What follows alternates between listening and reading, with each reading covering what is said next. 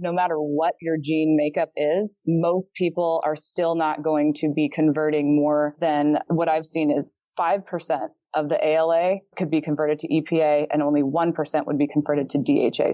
Welcome to the Less Stressed Life podcast, where our only priority is providing those aha moments to uplevel your life, health, and happiness.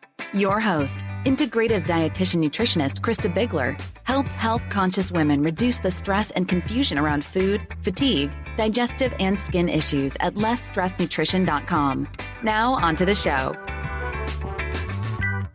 So this week, we split the episode into two parts, this week and next week, for not really a great reason, except that it seemed like a great option when I wrote the calendar. But it'll be great because we are going to be giving away a couple of omega-3 testing kits that Kristina will eventually talk about in her podcast. So the first part of this week's episode has to do with kind of omega-3 background and kind of what to expect. And next week dives more into the prenatal or the pregnancy aspect of omegas. Now, there's a little bit, we cross back and forth a little bit, but generally that's kind of how it is. However, if you're not pregnant, you can still listen to the second half and I think you'll still take away some things. So here's how you can enter to win a $50 value omega-3 at-home testing kit, omega-3 index kit. So there will be 2 Instagram posts that come out about this week's episode and next week's. You can comment and tag someone on that episode social media post on Instagram or on Facebook, or all you have to do is share this episode or share the podcast with a friend and screenshot how you shared it in your text message and email it to hello@lessstressedlife.com. So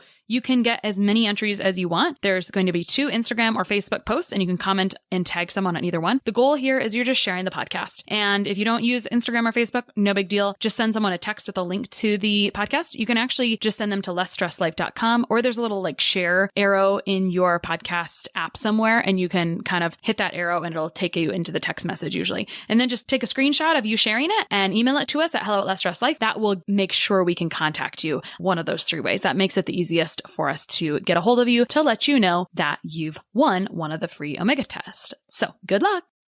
Okay, today on the Less Stressed Life, we have someone that I met very recently. Her name is Kristina Harris Jackson, and she is a guru on omega-3s and specifically during pregnancy. So we're going to get into that, but then also the bigger omega-3 picture today. So Kristina received her PhD in nutritional sciences from Penn State University in 2013 and completed her training to become a registered dietitian in 2014. As a grad student, she studied with an internationally recognized expert in fats and nutrition, Dr. Penny Kris Etherton, and she worked as a postdoc fellow at the University of Colorado, Denver, under Dr. John Peters in the area of worksite wellness before returning to the omega-3 field.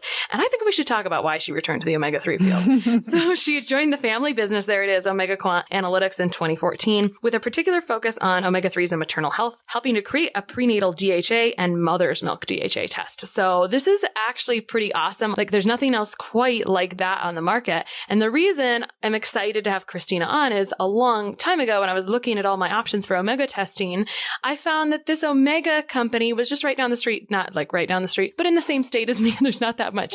We don't have that much. So I was really excited about this. And so Kristina came and spoke at our local dietitian conference last month. I saw her dad at the national conference this last month. And so anyway, we're really excited to talk about all this stuff. In fact, now, I'm going to stop talking here in a moment, but Kristina was actually one of my favorite speakers at our own locally assembled conference. And I think we had a really great slate. So we're excited to have her here. Thanks for joining us. Thank you so much for having me. This is great. Yeah. So let's get into the omega. I'd love to talk about the family biz later because I think it's actually a good part of the story because it talks about the origin story and different types of quality omega-3 testing. But let's get into omega-3s in general because this is a misunderstood field, I think, because we always it's a popular thing. Omega-3s are one of the top recommended supplements. You can see them everywhere. So let's talk about what is an omega-3 and what goes into that. Oh, yeah. This is it's simple to us, but it gets confused really quickly. So omega-3s are a type of fat, and there are different kinds of fats and we call them fatty acids, and they just have different structures. So it makes them do different things in your body. And omega-3s are a kind of fat that have a double bond on the 3rd carbon from the omega end, hence the name omega-3. So a fat actually is just a long chain of carbons. And so when you get double bonds in there, then that's how we kind of name fats. And so omega-3s are found really almost exclusively in marine life in nature. So fish is really our only natural dietary source of omega-3s, unless we wanted to eat phytoplankton, but that's not going to work for humans. So it's this really concentrated, it's this nutritional source that is really, really specific. And so that's made it kind of difficult for the general population and kind of our modern times to be getting enough omega-3s through their diet. Well, let's dissect that just for a moment, because you talked about just mostly marine life and nature, but are we talking about DHA and EPA, or can we talk about ALA? I jumped right into there. Yeah. So there's two kinds, because people, this would be confusing if people are looking at their chia seed bag and it says great source of omega-3s, right? Like clarify. Right. Yeah. Thank you so much. I'm so into the long chain that I just skipped right over it. So the whole family of omega-3s starts with alpha-linolenic acid, and that's what you find in chia seeds and walnuts and plant-based. So that's a shorter chain omega-3, but it's the essential one. And essentially we can take that omega-3 fatty acid, ALA, and our bodies can metabolize it to add carbons and to take away hydrogens and to make them longer and more unsaturated. As your body does that, those are the fatty acids that we study, the longer chain EPA and DHA. So our bodies can make EPA and DHA, but those are the two that we also get from fish and marine life. And our bodies are pretty inefficient at making EPA and DHA from ALA. And so it's much easier to eat it in fish to increase your levels or to boost the amount of long chain omega-3s in your body. I talk about this all the time with people, specifically because I work with a lot of skin issues, right? So we think about consuming omegas from plant sources like chia or flax, but you mentioned that it's inefficient for your body to convert it to an animal-based EPA and DHA. I always just call it plant-based omegas, animal-based omegas, ALA plants, EPA, DHA, animal-based, because you need a body to make that happen. And so that's why a fish body is a possibility. And actually, I'd like to talk about omegas in other animals and kind of what the differences are there, because there's some chatter about, okay, so if we're doing grass-fed animals, are we getting higher omegas or whatnot? So let's talk about that too. But first of all, why are humans so inefficient at converting that, do you think? Is it genetics? Because I have, the FADS gene where I don't convert that very well. So I talk to people about I'm always going to need some omegas. I'm going to need to eat fish, period. But maybe that's a pretty generalized statement. It's not. I think in general, the FADS genes and the allowable genes they code for the proteins, the enzymes that convert the ALA over all the way up to EPA and DHA. And there are differences in people. Some are a little bit more efficient depending on their specific gene for those genes. But for overall, no matter what your gene makeup is, most people are still not going to be converting more than what I've seen is 5% of the ALA could be converted to EPA and only 1% would be converted to DHA. So you'd have to be eating a whole lot of ALA to get an appreciable change in EPA or DHA. And so the FADS does slightly affect it, but truly the dose or eating EPA and DHA in animal proteins is so much more effective than super dosing ALA or super consuming ALA and trying to ramp up that pathway, that it's not even a competition. It just blows it out of the water if you just eat fish, essentially, or take fish oil. Yeah. What organs are involved in that conversion process?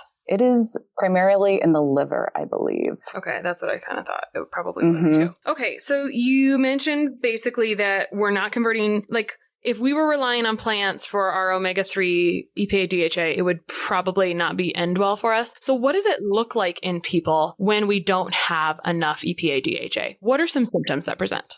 Yes. And so these symptoms are they're relatively subtle because the body does a lot of things to compensate when it doesn't get what it needs. But some of the symptoms that we've been noticing more over the years as we've been studying this is dry eye is one of the most common ones these days. Joint pain is also something that has, at least omega-3s have been shown to improve that. And then there's some evidence with anxiety and depression, which also could be for a number of other reasons. But some of the issues with all of these is they're multifactorial. So omega-3s can play a role in all these. Where we've really done most of our research is in the world of heart disease and longevity. And those aren't really situations where you get symptoms. It's where we look at studies and follow people over long periods of time and find people with high levels of omega-3s, EPA and DHA in their blood live longer, are less likely to have heart attacks, things like that. So that's a completely different kind of perspective versus the immediate symptoms of omega-3 deficiency. Sure. Although it is a commonly recommended supplement. I mean, really it is. And so do you think that stems from the whole cardiovascular and longevity benefits? I don't know that. I think we're just starting to talk about longevity as a thing like now. So I'm guessing it was heart disease before. It was. Be honest. So, I mean, is that really where it comes from? Like, oh, well, this is going to improve your cholesterol. And so many people, like half the people have high cholesterol. I don't know. I'm making up that number, but it's a number. It's a big number, right? It definitely came to be important because of the heart disease world. The first studies were really in the Greenland Eskimos or Inuit populations, and they found that those people were eating exclusively blubber and high fat meals, diets, no vegetables, and they had very low levels of heart disease compared to, I think they were comparing to Denmark or mainland Europe. And so at that time, it was in the 1970s, that was very surprising because that's when the fat heart disease hypothesis was really getting ramped up. And so looking at this population that was doing everything wrong and yet having less heart disease and was just confusing to people. So they dug and they found that they had very high omega-3 fatty acid intake and then just started to do more and more research on that. And so that is where it was born. And then there's been so many studies since then that have been positive, and sometimes they don't find a finding. It's been confusing. And that's where we think actually measuring blood levels instead of just giving people the same dose of omega-3s in a supplement is where we can explain some of the confusion in the literature. Yeah. And it sounds like there is quite a bit of confusion because even when we get in here in a moment talking about this in maternal or prenatal and postnatal, you guys kind of had to do a lot of pioneer work because there wasn't really baselines or kind of like generally recognized consensus around how things should be. So let's get into that area. You specialize in really maternal. So why do we care about EPA, DHA, or specifically DHA in pregnant women and beyond and before pregnancy? Tell us about that whole time frame. Yeah, this has been so interesting to me because I've been studying this more intensively as I've been having my own kids. So it's really hitting home. DHA in pregnancy, I think initially became important because in animal studies, not in human studies, they were kind of doing deficiency studies and taking away all the DHA in the diets and finding malformed brains and eyes. And so the brain and the eye are where DHA is really concentrated. It's very, very high, and it's an important part of the structure of both of those organs. And so when you completely took it away from the diet, there were problems there. And so that was like, oh my gosh, we have to make sure we get enough DHA for everybody so these babies will have enough DHA to make their brains and their eyes healthy and develop properly. But the body does make some DHA. And I think that makes perfect sense that the body makes enough DHA so that the mom can provide DHA for the baby to make the eye and brain, even when she doesn't necessarily think she's eating much DHA or may not be eating any DHA. So in these human studies, we started to give people DHA and follow them through their pregnancy and then follow their kids and see if there were any effects on IQ or how your brain works, how the kids' brains worked, because that was the main hypothesis. And there were some studies that found that giving women who were pregnant fish oil had benefits to their kids' mental capacities when they were toddlers and children, and some that didn't show that. And I'm sure you can imagine it's very hard to actually measure how smart a child is. It's a very difficult thing to measure. So I think those studies are hard to do and difficult to interpret.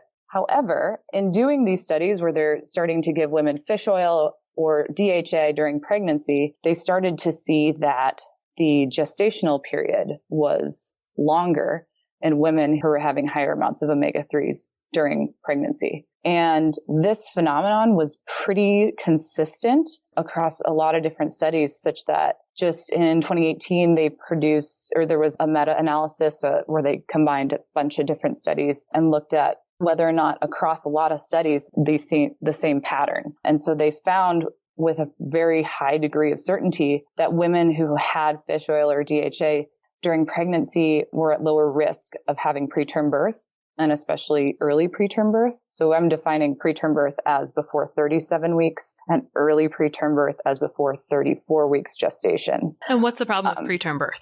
And preterm birth it's very common to us these days, but it's a huge problem. It's worldwide. It's the number one cause of neonatal death. Here in the US, we have amazing treatment for preterm kids, but it's very, very expensive. So if you have a preterm baby, and they have to go into the neonatal intensive care unit, that can cost about $50,000 a day, or it can cost $50,000 more for the entire labor and delivery as compared to a normal labor and delivery. And those kids can have deficiencies throughout their life because they weren't in the womb long enough. But like I said, our treatment's gotten so much better that it's less, we don't think about it as much, I think, anymore, but it's more preferable to keep baby in the womb until they are at full term versus having baby come out early. And then you have to do all this work to catch them up and make sure that they have to recreate the womb outside of the womb, which is very difficult to do. Well, and specifically, even with our advances and our abilities to do this, preterm birth rates are on the rise, correct? Mm-hmm. Correct. It is. We're going backwards at the same, like we're going forwards, but we're also going backwards. And so we're spending, this is like, rule number one, we're spending a lot in healthcare, possibly on something we could do. I mean, the studies are very consistent. Good omega status, good DHA. Specifically, is it total omegas or is it DHA? And in which thing do we care about? I mean, I know DHA is a bigger deal in babies. So like at what point do we care about which one to which one? That's a good question. DHA has been studied on its own as a supplement and shown to work to elongate gestation. Fish oil has been studied, and that has both EPA and DHA in there. And so the EPA does not seem, at least if we look at blood levels of EPA, it doesn't seem to be playing as big of a role as DHA. And I think just the history of DHA as a structural piece of the brain and the eye made DHA link to pregnancy more than EPA. But having a high EPA level is good as well. But the research has just really been focused on DHA.